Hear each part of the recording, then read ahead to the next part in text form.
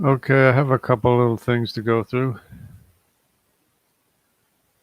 One of them being perhaps um, an article on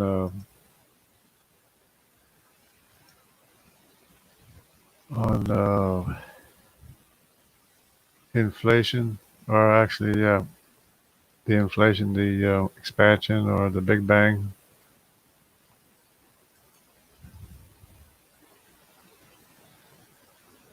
So, took $10 billion, the world's largest particle accelerator, and decades of research, but now scientists are convinced the universe doesn't exist. Or so the web article says, titled, "It's okay, nothing really matters. We don't actually exist anyways," or so the Higgs Boson particle suggests. What's that about?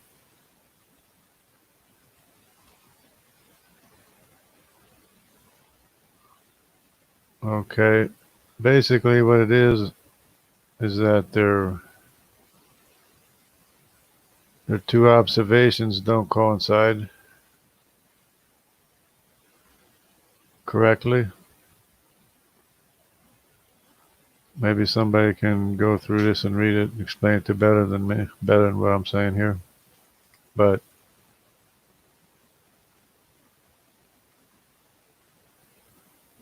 uh, what they observe in the bicep 2, which is the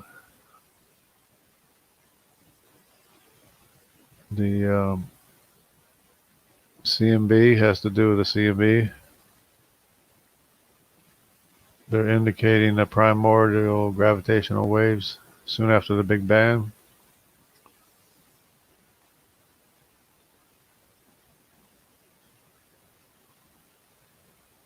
And in the beginning, it was the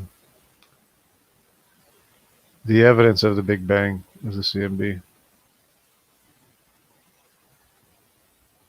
But now they have a contradiction, it seems, between large field inflation and small field of inflation.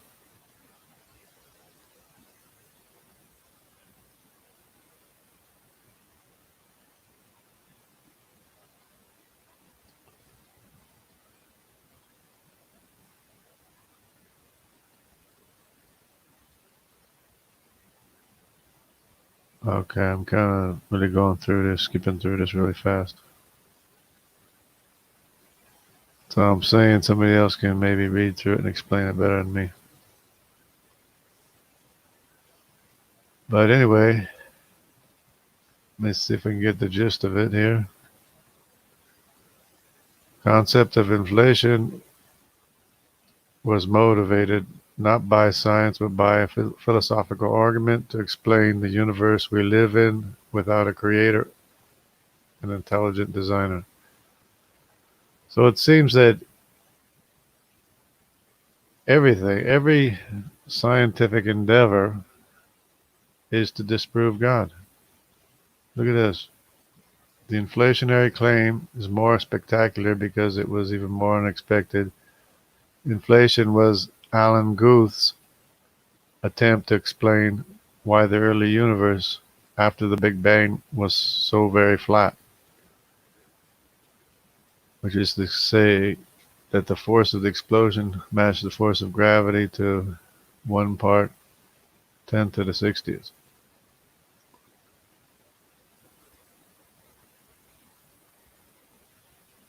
One grain of sand more, one grain of sand less, we would not be here.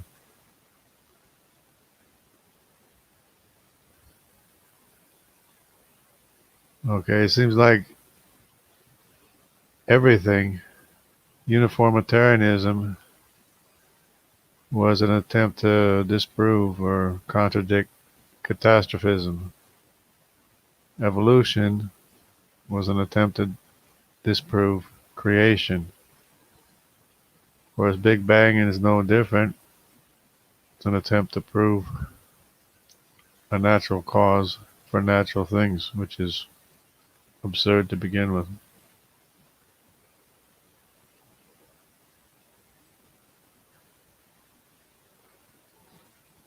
Okay, in conclusion, would not be surprised after reading this. You feel like you're still in the dark. See, that's why I didn't read it. The Higgs boson is a standard theory of particle physics, which is the most successful physical theory ever developed by man, at odds with the theory of cosmic inflation. That tension is still that the universe as we know it should not exist, but it does. Therefore, the science of how the universe started in a Big Bang is all in the dark.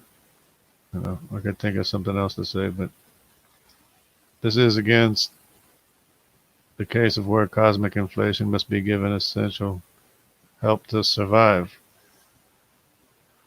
Some suggesting new physics is needed to solve this quandary, the mess with the Higgs boson. So they spent all this money trying to prove their theories, and well, it goes back to what my dad always said, the more they learn, or the more they study and learn, the more questions they have.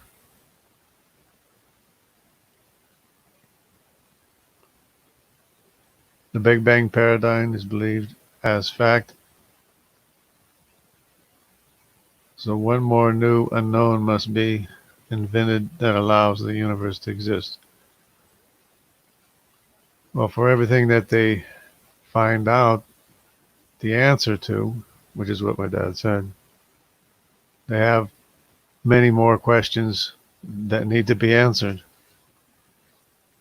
Yet inflation was, in the first instance, invoked to eliminate the creator because of, among other things, what was perceived as serious fine-tuning problem for the standard Big Bang model.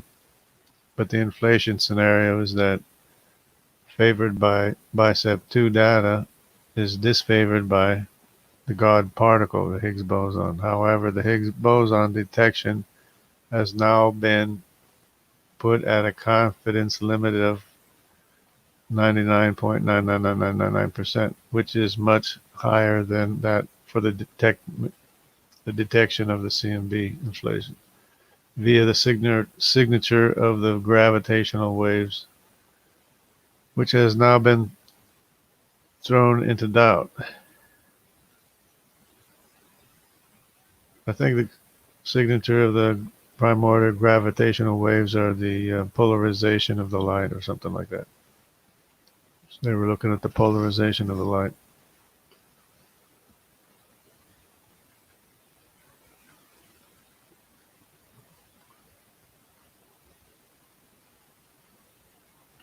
Which I haven't been able to keep up, but now that I'm retired officially, as of June 30th, I can spend more time checking this stuff out.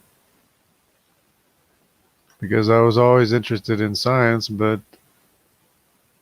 I was told that I was supposed to preach the gospel. So that's what I did. I went to Bible school and learned about missions, which I already knew about missions, but I went to Bible school for missions. Changed my, I was going to say MOS, changed my emphasis on missions to Jewish missions, and then I dropped out because I didn't want to. I couldn't work and go to school at the same time, and didn't want to pay for it. I didn't want to ask for money to pay for it. And my mom and dad said, "Well, we would have paid for it." I said, "Nah, I don't want that." Anyway,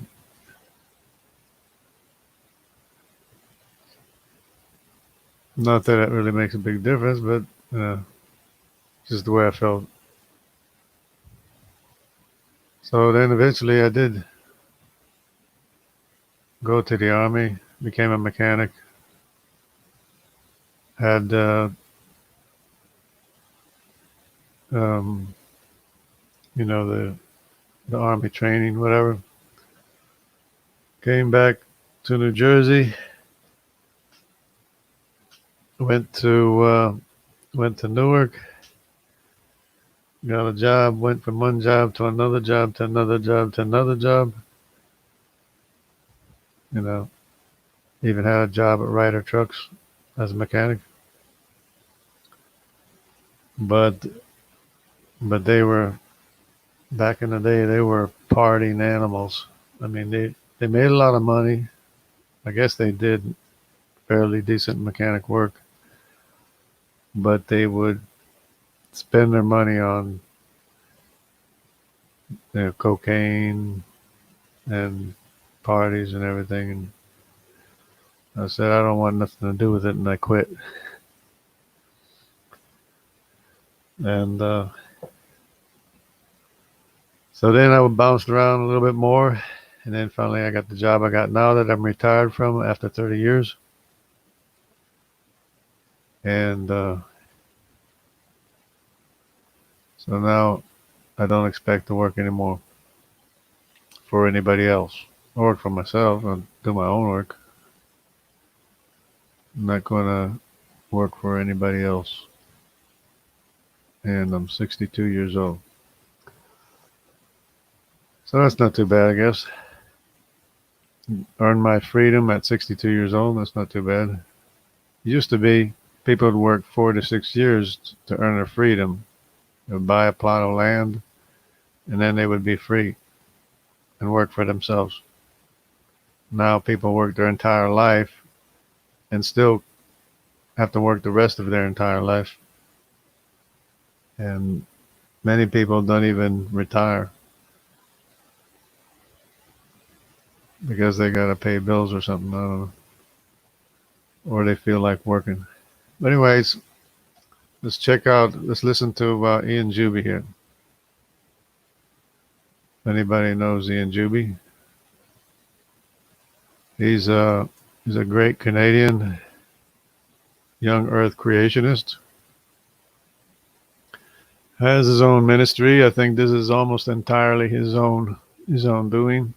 Well, with help. He has people support him, But I mean, it's his ministry, and it's fairly impressive actually, But let's see what he has to say here.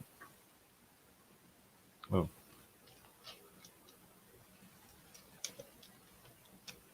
We should be free to refer to Jurassic rocks as what they are, a specific type of rock with fossils that are fairly consistently found in those rocks, not a period of time, which is a false construct, not a specific step in the evolution of life. We should be able to refer to Cretaceous deposits, free from the presuppositions forced upon us by the proselytizers of the evolutionary faith, who have painted a picture in your mind that these Cretaceous deposits would not contain certain fossils from, down here or from up here.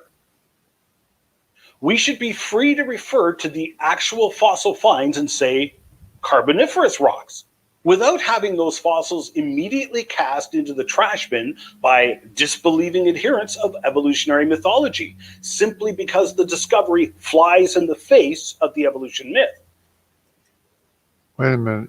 You mean to say that that the geologic column is not actually all it's made out to be? Evidence of birds down here in what the evolution... What, birds? Birds where? In the Carboniferous? Camp calls the Carboniferous age. That fossil evidence is immediately labeled an out-of-place artifact or fossil. The acronym commonly heard is UPARTS for out-of-place artifacts. Uh-oh. There's been entire books written on that topic of UPARTS. Wait a minute.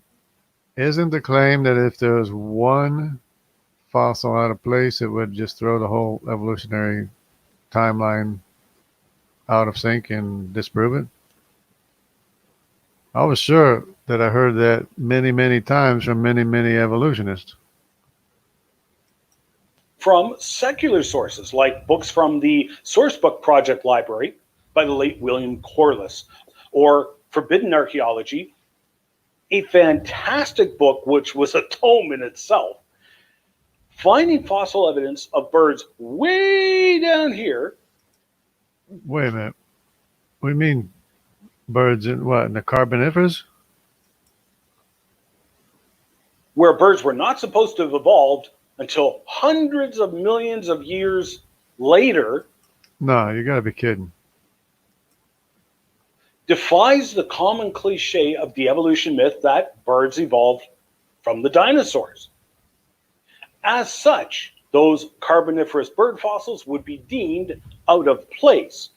Now, this is actually an oxymoron. How can a fossil be out of place? You found the fossil where you found it. But it wasn't supposed to be there. It wasn't supposed to be bird footprints all over the Carboniferous. It was in situ and not just sitting loose on the beach or something, then it is simply not out of place, but rather it is the mythology of evolutionism that is out of place. Hey, that's an idea. It's evolution that's out of place. As you can quickly see, evolutionism has trumped science. Wait. No. Evolution can't trump science. Science is what you can know. What you can know is what the truth is. And nothing trumps that. The evolutionism is not science because it takes precedence over the science, even rejecting actual fossil discoveries out of hand. All the time. As I showed last week, this alleged fossil sequence in the rock record, first of all, doesn't even exist. And even if it did, the absence of a fossil in one of these rock layers does not mean the organism was not there when the layers were laid down. So this geologic column is not even a geologic column. It's actually a geographic location chart because of every one of these different supposed column sections are different geographical locations that they just assigned it to a particular place in the geologic column. We have organisms around today that are absent from many of these layers. I only gave a couple of examples like the coelacanth and the Willemmy pine. There are many others. But one thing we can say for certain, based upon the presence of a fossil in a specific stratigraphic layer, is that the organism was around when that layer of rock was laid down. If we find fossil birds way down here in rocks alleged by the evolutionists themselves to be hundreds of millions of years before birds ever even evolved, then that fossil completely and utterly destroys the evolution myth. We've just turned the entire evolutionary fossil sequence on its head. Upside down. This has been acknowledged by hardcore evolutionary adherents like Dr. Richard Dawkins. On the other hand, evolution makes the strong prediction that if a single fossil turned up in the wrong geological stratum, the theory would be blown out of the water. So if a bird turned up in Carboniferous rocks, the response isn't to question the evolution myth, rather the response is to question the fossil. And the ad hoc explanations start to fly. Perhaps, hundreds of millions of years after the rock layers were formed, a bird fell down a crevasse in the rocks, that's too bad. died, and was slowly buried and became a fossil. So now it has the appearance of a fossil in the wrong time and place. Now, some of you might think that I've presented a straw man argument, that evolutionists would never suggest such a ridiculous idea. I got news for you. I've heard that argument invoked so many times in reference to OOPArts that I've lost count because It was more times than I could count, even after taking off my socks and using my fingers and toes to count. Wow. In 1964, Dr. David Mossman, who is now Professor Emeritus of Geology at Mount Allison University in Sackville, New Brunswick, was conducting a hydrologic survey near Horton Bluff in Nova Scotia. Nova The beaches Scotia. there are subjected to the incredible tides of the Bay of Fundy, That's New as it Scotland. is located right around the corner from Joggins. Dr. Mossman was a student at the time, and he and a co-student discovered a very strange trail of fossil footprints, That's weird. ichnofossils. The rocks are considered lower Carboniferous period, or around 350 million evolutionary years, so older than the Joggins fossils. The identity of the track maker has been elusive for the decades that have followed. Yeah, what could it be? Usually, it was assumed to have been an amphibian of some kind, as according to evolutionary dogma, that's the only kind of vertebrate animal that would have been around at that time. Right. So some suggest Of course. Eriops or Baropesia as the culprit. Yeah. Now, I Four-footed. first heard about this trail of fossil footprints when I was touring the Joggins Fossil Cliffs with a group from the Creation Science Association of Quebec in 2003. We were given a pamphlet at the local museum and rock shop, which was in French, and it mentioned these fossil tracks and this Horton Bluff, which I had never heard of before. I have a cast here of one of these highly unusual tracks. As you can see, the footprints are huge, around 34 centimeters long. They Interesting. are C-shaped with a single prominent claw off the tip of one of the toes. You can see the impression left behind by the claw in this track. That's quite unique. It's a large claw, too. The museum in Nova Scotia originally had an outline interpretation of what the ideal individual footprints looked like. I agree with their interpretation, though bear in mind the footprints varied quite a bit in shape and form. Their interpretive drawing did not include the claw, Oh. the claw impression, which you can Claw mark. so clearly see in many of the tracks. So in my redrawing, I added it. That's Now, interesting. take a look at the trail here. Here's a footprint here, here, here, here, and so on. Whoa. There are some double impressions of the tracks, and you can see that the creature was evidently fighting a current as it was attempting to walk in the soft mud. The prominent wave ripples indicate water current, and the creature was walking on a slight angle relative to the apparent current. Yet, with all of that taken into consideration, pushed out look of at the the way. trail and ask yourself the question, did this creature walk on 4 legs or 2? This was the first surprise for me the first time I saw the fossil trail with my own eyes. The answer is obvious. It was made by a bipedal creature. Huh. The Nova Scotia Museum of Natural History has subtly agreed with me through their depiction of Baropesia making this trackway. Notice they're depicting it walking on 2 legs buoyed up in the water. Oh, that's slick. But here's the Look problem. at These are Baropesia fossil footprints. In Oh. fact, these are what are called the holotype trace fossils for the creature. that. These were the first fossils found and given the identification and name of Baropesia. Notice the multiple prominent toes Wow. with claws coming off the tip of each toe. Huh. Compare those footprints to what is actually found at Horton Bluff. Well, It doesn't even have a vague resemblance. And so you can quickly see Maybe the it had a- controversy surrounding these fossil tracks. Back in 2004, the curator of paleontology and geology at the New Mexico Museum of Natural History, maybe it had a common ancestor with another animal. Well, what animal? Oh, that doesn't make sense either. In a presentation to the Geological Society of America, argued that these strange markings were not from an amphibian, but from the flippers of a fish. Oh, okay. That's right. He contended that a lobe-finned fish, similar to the coelacanth, for example, made these strange markings in the mud on the sea floor. Anything. Look, I don't know how to tell you guys this, but this is getting a little ridiculous. Look again at this cast.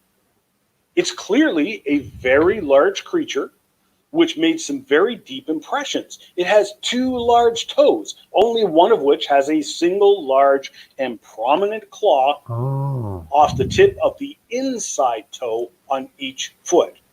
It's a bipedal creature.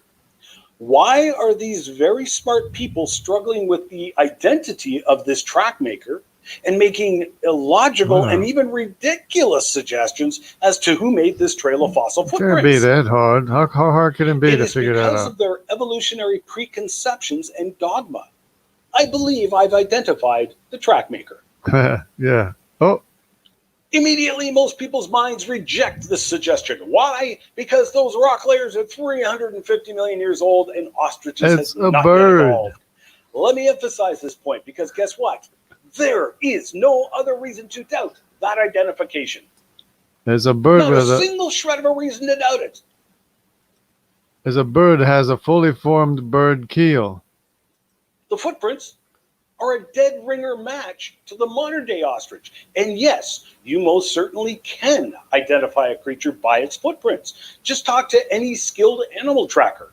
Not only can they positively identify a creature by its footprints, they can even tell you details about how it was walking, if it was injured, or in a case like this, trying to walk through fast-moving water. Can't argue with that. There's been entire TV shows made on the premise of identifying and tracking both people and animals by identifying and interpreting their footprints.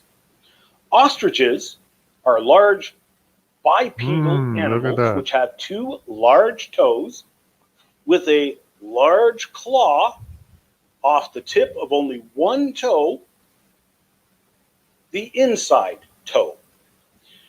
The experiments I conducted with the kind assistance of Clint and Diane Cornelius at the Del Alta Ostrich Ranch in Alberta, we had their ostriches walk through deep mud.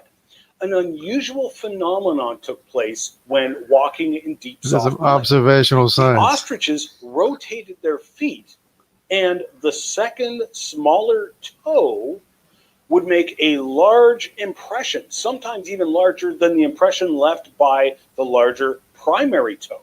Oh. The heel would not normally be preserved in the footprints, but in the deep mud, the heel impression was preserved, thus completing that C shape of the track. In deep mud, the joint at the back of the smaller toe would also start to dip into the mud, leaving behind this very distinct bulge in the track at the back of the second toe. Would you look at that? Look at that. Compare this ostrich track with a cast of one of the Horton Bluff fossil footprints. We've seen enough. We've seen enough. They really mess everything up. You know, evolutionists are fighting against the truth. They mess everything up. They ruin everything with their false beliefs. Destroy everything.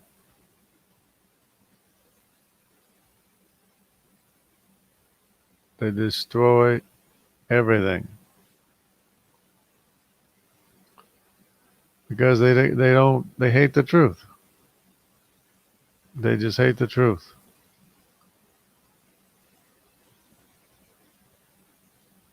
It's really a shame. It's really a shame and a disgrace that all their attempts are trying to disprove science when, I mean, disprove knowing God when science is supposed to be about knowing God. The founders of science began teaching science in order to convince people of God, that there is a God.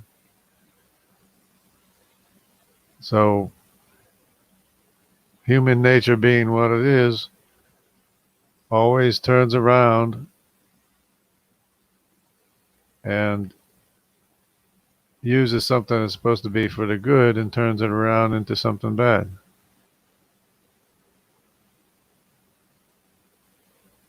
It happens all the time. It's just a horrible thing that people do.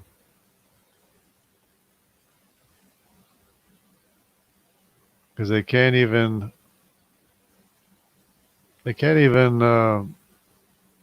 be responsible with the facts that we have, the evidence that we have.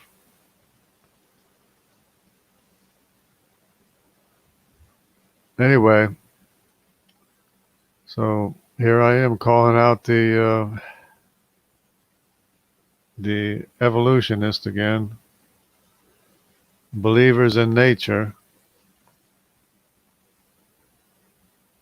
Here they think that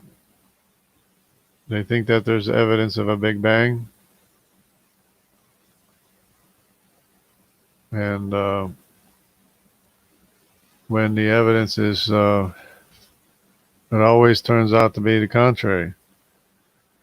So every time they make a claim and it's disproved, they make another claim. And then they teach it and teach it and teach it and shove it down people's throats. And then it's disproved. So they make another claim. And then they teach that and shove it down people's throats until it's disproved. So they make another claim. That's what they've been doing for decades now. They've been doing this for decades. They've been assaulting truth, the truth of God's word, for decades now. And you would think that people would get wise to it. Every claim that they've ever made has been disproved and will be disproved if it hasn't been disproved yet.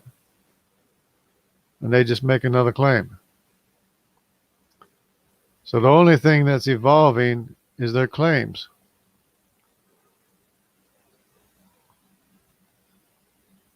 You have the major scientific educational institutions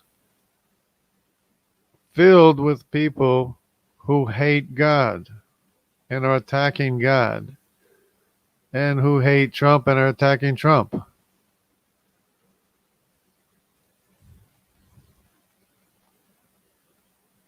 So anything, not only are they hating God, but they're hating somebody who tries to do something good for a change. The first president we've ever had that has ever done us, the people, any good, fulfilling the promises that they made to us for what we wanted to have accomplished. Of course, they hate him because it doesn't fit in line with their scheme and their plans of finding aliens, which is not scientific. They're spending our money trying to find aliens for which there's no evidence of. They spent $10 billion on this Higgs Boson thing, and they got a conclusion that was supposed to be 99.999% correct, which is not in agreement with the observations of the distant, what they call starlight, not distant starlight, but the CMB, the cosmic microwave background radiation, infrared radiation. There'd be long wave radiation.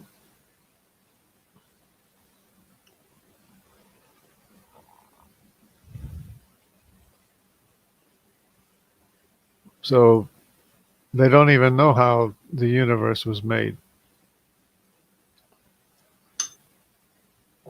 And if you think about it, it doesn't make any sense, because how can all the matter in the universe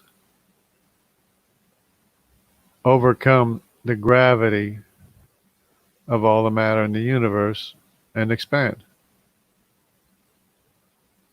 It's nonsense. Total nonsense.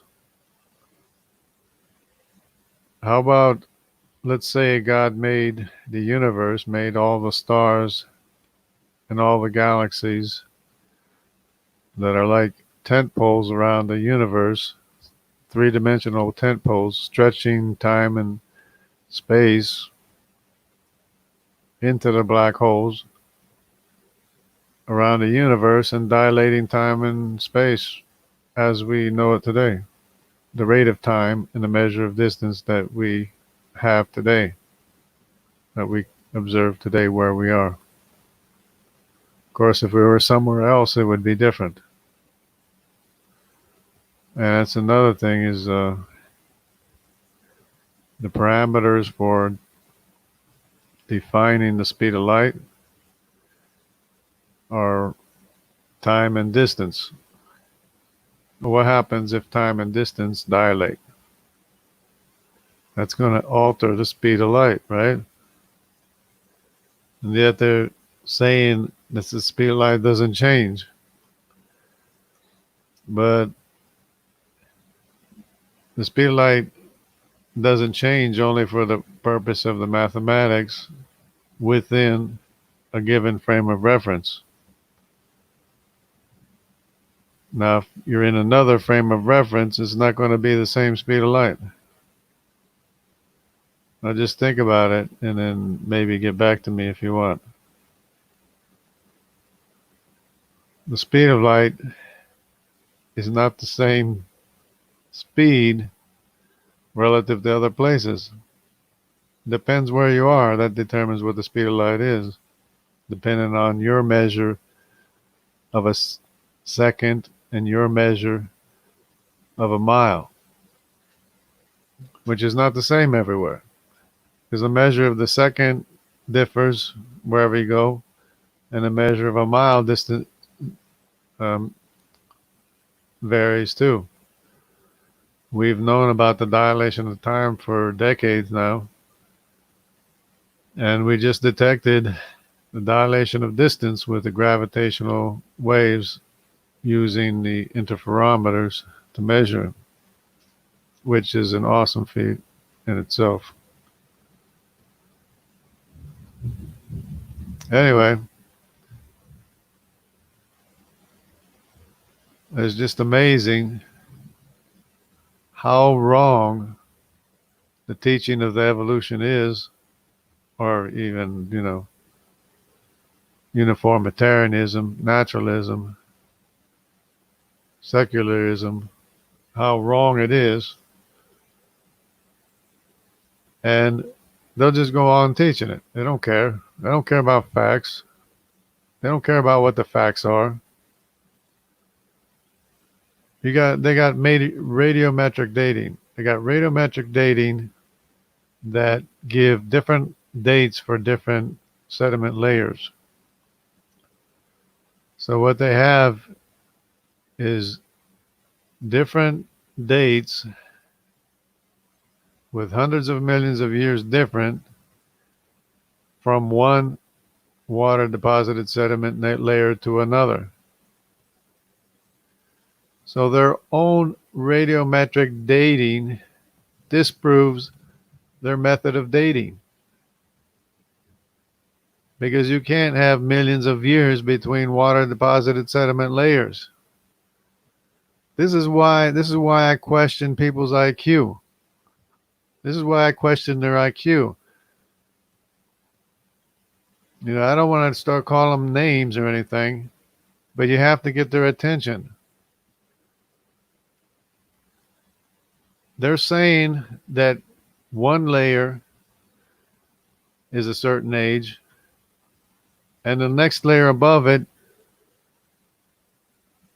is has a gap between them of 400 million years, or 200 million years, or 100 million years. So that right there, if you had a mind or half a mind, you would know that it's unreliable. That method of dating, whatever, however it was that they arrived at those dates, because 50 million years would have eroded all of the sediment layers into the oceans. A mere 50 million years would have eroded all of the sediment layers that are above sea level into the ocean. So how is it do you have 400 million years between one water deposited sediment layer that was soft and another water deposited sediment layer that was put on top of it? How is that possible? Because there's no soil in between the sediment layers. There's no bioturbation between the layers.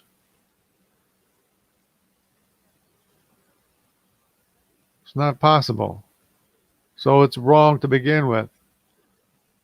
Besides the fact that we have a known history of every civilization beginning no more than 5,000 years ago, less than 5,000 years ago. There is no civilization of any kind, humankind, older than that, other than what is recorded from before the global flood, the generations going back to Adam, from where we all came from. Because we can't come from the dirt. The dirt can't make you. The dirt didn't make anything. So they're appealing to chance for every different living organism, not just for one living organism to have been magically concatenated and put into directed working order. Not one, but thousands of different kinds of animals, all in the same place, all at the same time. And now everything's degenerating. Now entropy is starting to work, but it didn't work. There wasn't any entropy before, but now there is entropy of genetic information. It's absurd nonsense. They're appealing to infinite possibilities in limited time and space, and all of a sudden now we don't have infinite possibilities. Now it's degenerating. Everything's running down. Everything's degenerating. And humans are degenerating faster than the animals.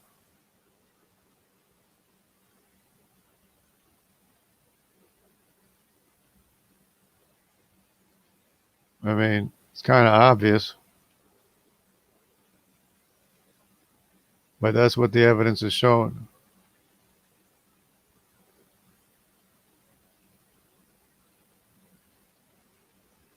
You have these people with this nonsense just putting their foot in their mouth all the time, and then when they're disproved, they ignore it, and then they make another claim. And then they say, oh, there's tons of peer review. Yeah, there's tons of nonsense. It's all nonsense.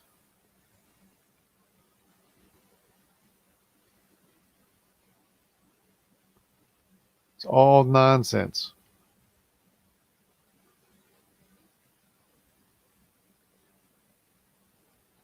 Your peer review is worthless, useless. It's garbage. Your science is garbage. because you can't know things that didn't occur. Evolution never happened. You can't know what happened because it never happened. You can't know there was no global flood because there was a global flood. It's known history.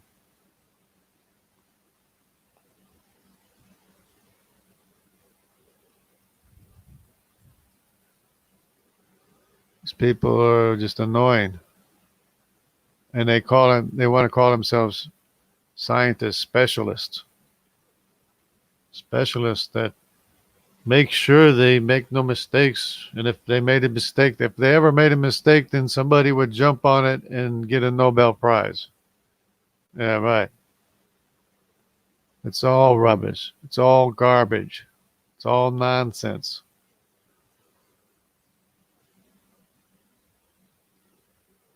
Not one claim of evolution is true. Not one claim. Not one claim of billions of years is true. Not one claim. See, I already disproved the radiometric dating because you can't have one layer on top of the other with 400 million years in between. That disproves the method of radiometric dating. So anytime you use radiometric dating for anything else, it's useless.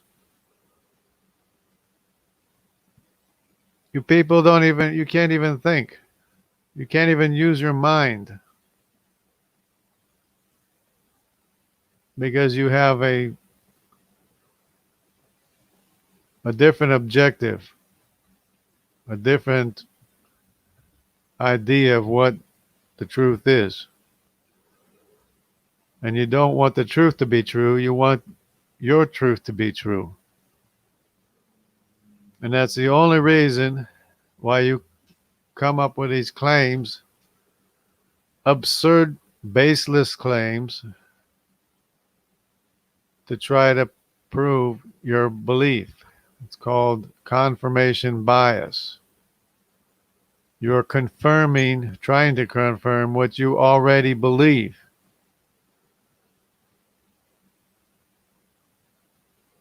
Creationists, we have a different approach.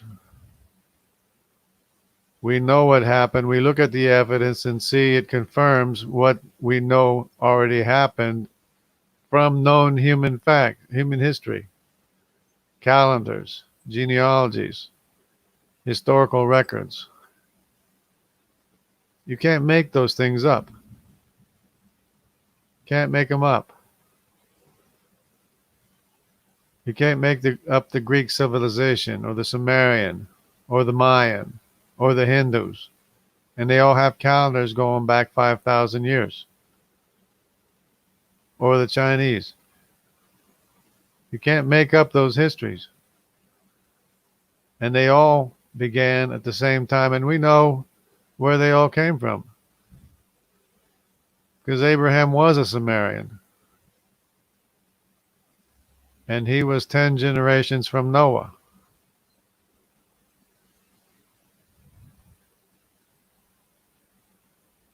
Now, with a study of Y chromosomes, we know who Nimrod was or is today. We know who Nimrod's father was from both historical records and DNA evidence today. Nimrod's father was Cush. Cush and the Cushites are the dark-skinned people.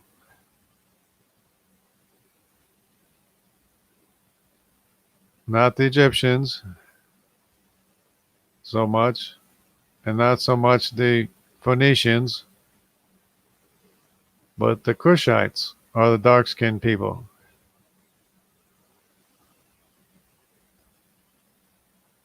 And we can follow the Cushite DNA wherever it goes. Nimrod was a Cushite. Of course, his descendants are mixed autosomally with the people that were in the area, but we can see his Y chromosome going all the way to the Americas, even to the northern tip of South America. We can see Nimrod's CY chromosome, who was a Cushite. There's also a DY chromosome going to the Pacific Islands area as well, or even through Asia as well, through Tibet and all the way to Japan. The DY chromosome. And they're both from the same Cushite family tree. And we know this how? We know this from written history. We already knew there was a Nimrod. We already knew there was a Cush. We already knew that the Cushites were dark-skinned people from the historical record.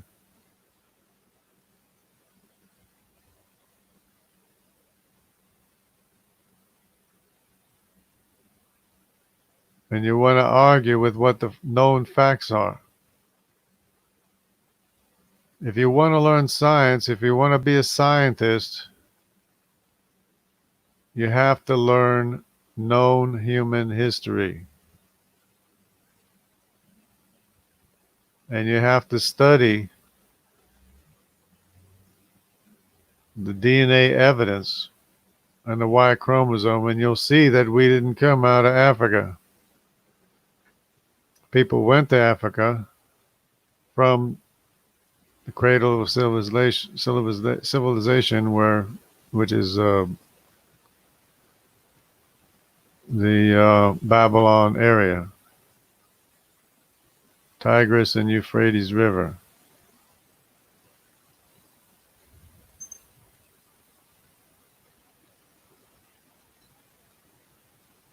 That's where everyone came from. We all came from the Middle East.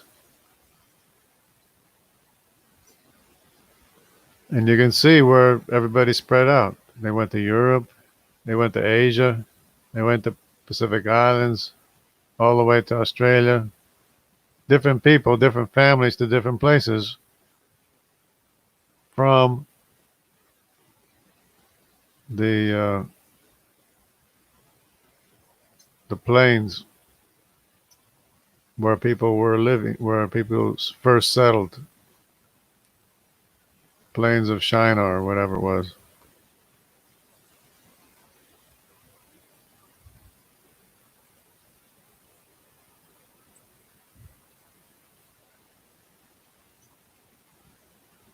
So if you want to be a scientist, you first have to know what the human history, what the actual history is, that is now confirmed by DNA evidence.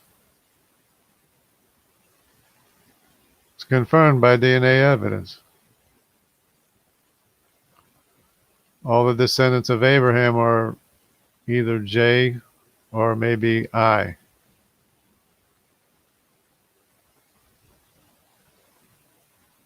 There's other Semitic family tree lines, paternal family tree lines, but they don't connect up to Abraham.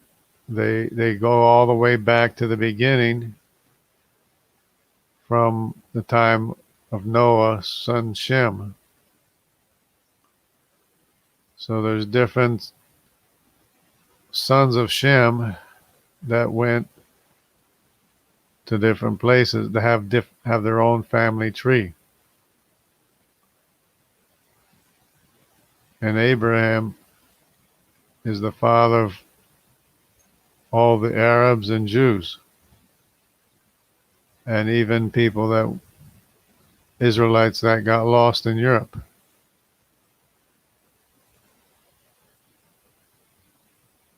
And we can see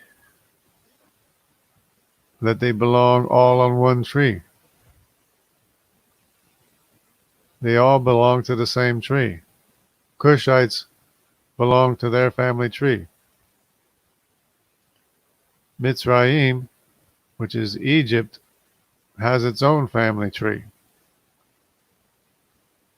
The Phoenicians, which are the sons of Put, have another family tree. These are three sons of Ham, and the other son being Canaan, which may or may not be also a part of the Jewish ancestry, but which has the paternal Y chromosome from Ham, if there's anything left of Canaan. Those are the four sons of Ham. And there's the sons of Shem too.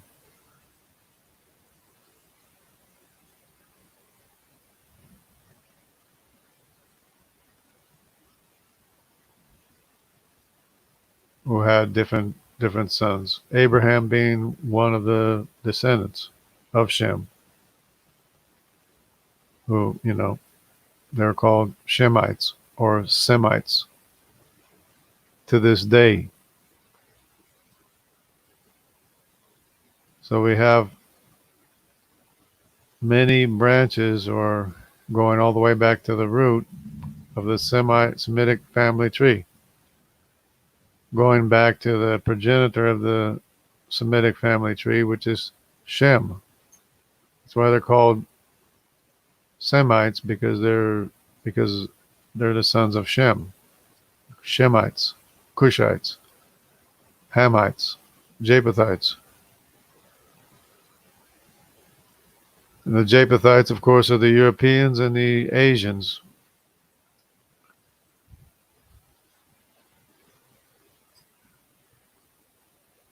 Because the historical record says what? It says the Japhethites went north. Where's north? It's Europe and Asia, and they're all the same family tree. Q and R belongs to the same family tree. Q is in Asia and America, and R is in Europe. It's the same paternal line family tree.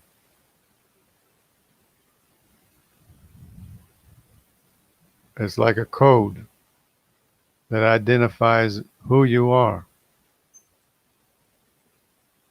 It's a code that doesn't lie. It identifies exactly who you are.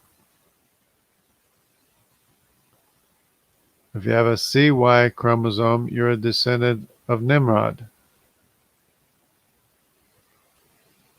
A DY chromosome, you're a descendant of another son of Cush, another Cushite.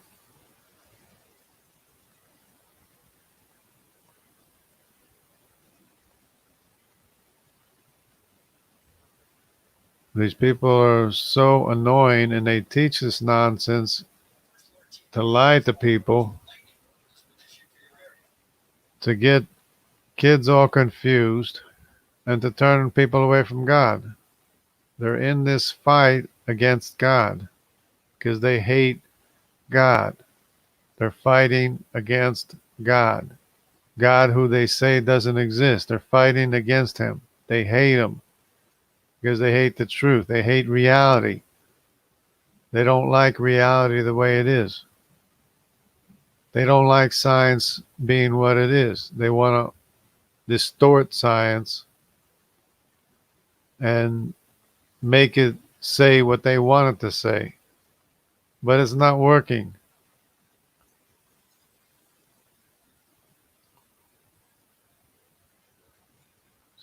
All they're doing is putting their foot in their mouth. Then they have to make another claim. But we never change our story. We always have the same story because it's the true story. It's his story. It's the story, true story of Adam, the first Adam, and Adam, the last Adam, who is Jesus, who his story is all about. There is no person in all of her history that has affected the world as much as Jesus, and people try to say he doesn't exist. There is no single person in all of history that has affected the world as much as Jesus, who they say, or they try to say, he doesn't exist. Of course, if they study, they know better, they know he existed. People who study know he existed. It's just people who are misled want to think that he didn't exist. Misled and don't know anything and never studied anything. So if you see somebody saying Jesus doesn't exist or calling themselves a mythicist, you can know he never studied the facts. You know, instantly you know he's uneducated concerning the facts of Jesus or Israel or anything else or DNA or anything. So they just put their foot in their mouth. So all they do is put their foot in their mouth, and then you think they would change their mind and say, "Oh, I'm sorry, I was wrong." No, they change the story and make up another story. Every claim they make is wrong.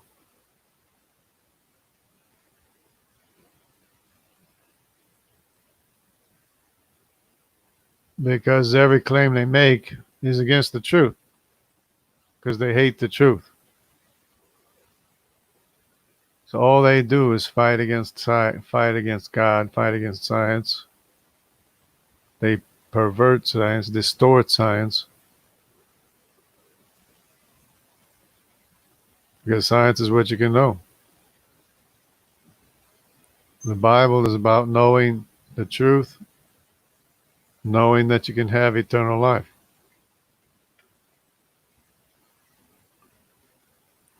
Knowing that you have a maker, you were made once, you can be made again. You can be remade again. You can be made to live forever. Because your maker is eternal. Because if he wasn't eternal, you wouldn't exist, because he would have already self-destructed or never existed at all.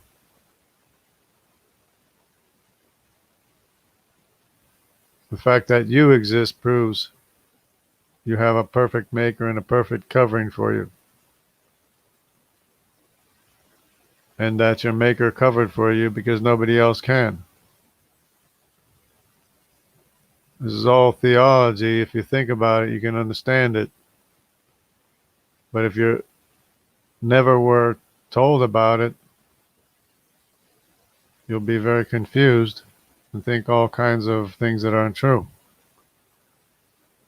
And doubt. You have doubts and you won't have joy. So you'll be miserable, doubting, complaining, and not being ever satisfied because you don't know the truth. Know the truth and you'll be set free from all the doubt, all the um, all the misery, all the pain. Truth will set you free.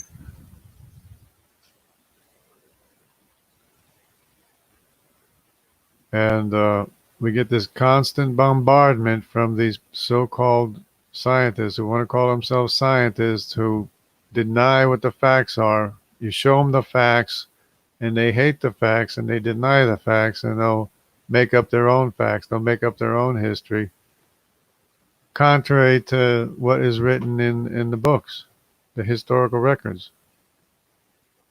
You can't make up another history that doesn't exist.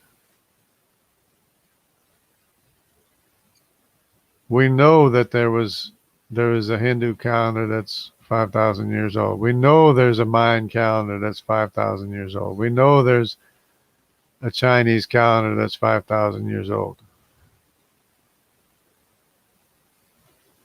We know that there is no other calendar older than that, except for if you want to make the Bible into a calendar, it goes back 6,000 years.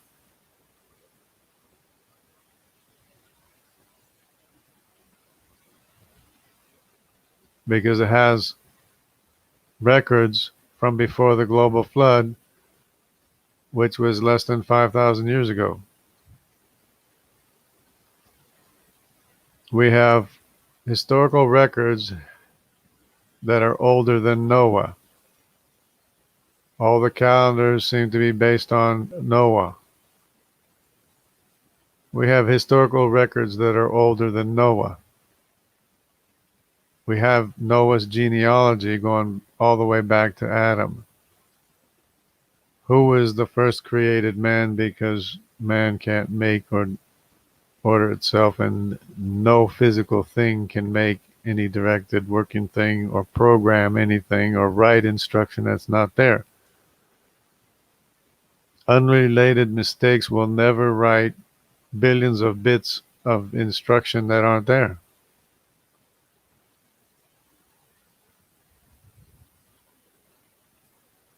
Because either it's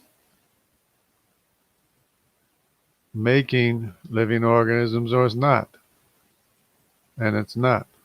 It's not making any living organisms because we're losing organisms. We're not gaining any. And there's no aliens anywhere either. So you're wasting your time looking for them. We have people that are disappointed because they didn't ever find any aliens. Because they were sure that we evolved and that other aliens evolved. What's up, Illuminati? How you doing? I mean, nodding.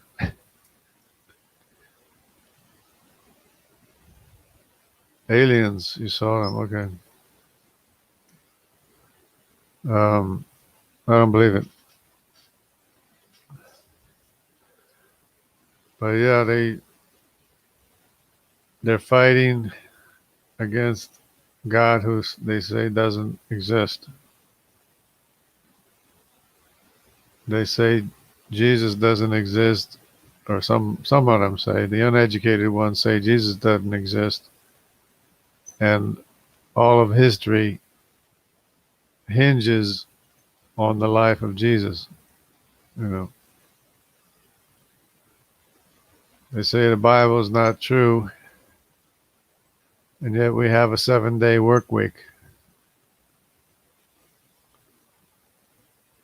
You have eyewitness account, okay, but you're not.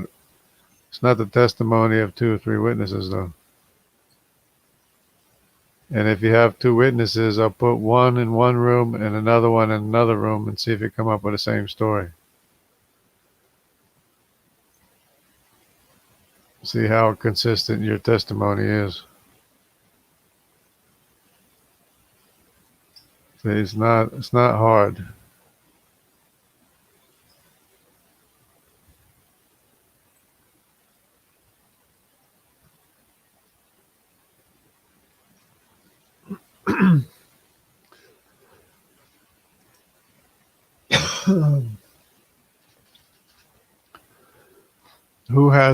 Who doesn't have a 7-day work week?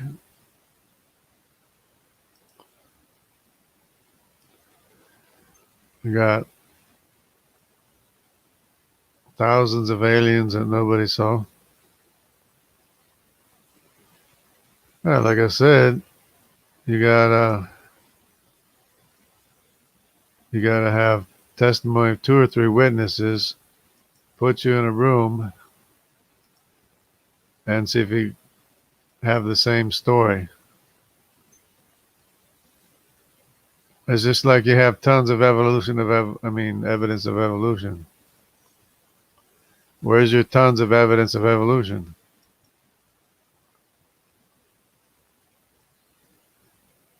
There's no evidence of evolution. It's all nonsense. It's all patting each other on the back, trying to convince each other that there's no God. Because you all don't want there to be a God.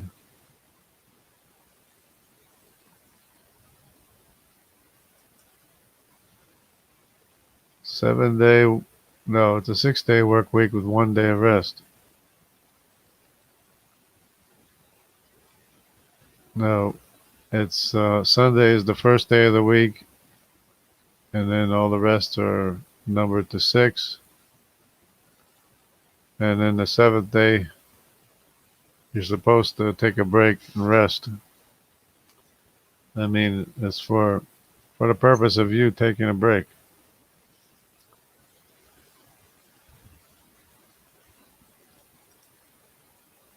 Actually, I'm not going to work any days of the week. I'm not going to work any days of the week. And I'll still take a rest on the 7th day.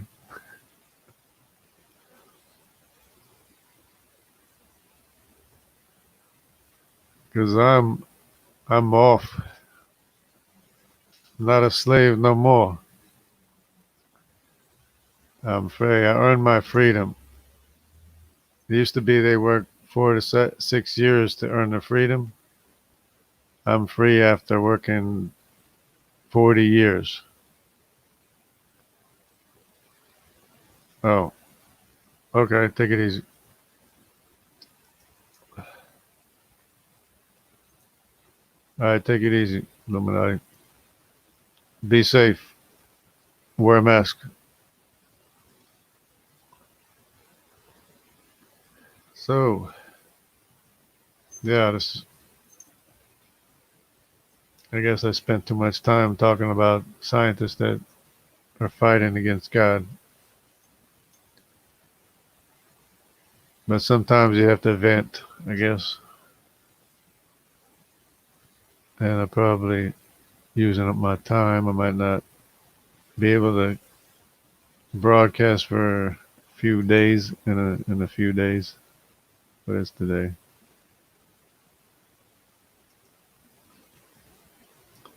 So, I guess that's about it. Just don't believe any secular scientists that hate God. If they say a plasma exploded, ask them where the energy to make the plasma came from. If they say all the mass in the universe expanded, ask them how it overcame the force of the gravity of all the mass in the universe. I mean, it's just dumb, just crazy things like that. You don't have to think that much. That came from the Amazon. You don't have to think that much. And you think more than they do.